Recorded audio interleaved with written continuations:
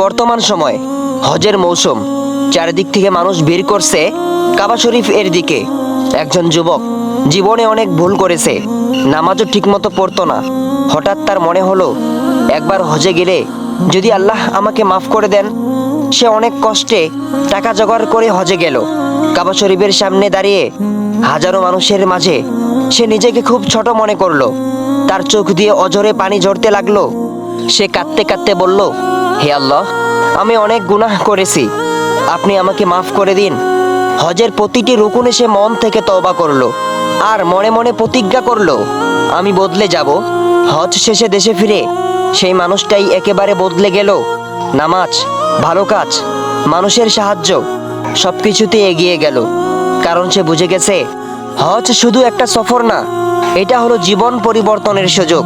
আর হ্যাঁ, আপনারা যারা ইসলামিক গল্প ভালোবাসেন, নিয়মিত নতুন নতুন ইসলামিক গল্প পেতে অবশ্যই চ্যানেলটা সাবস্ক্রাইব করে পাশে থাকবেন।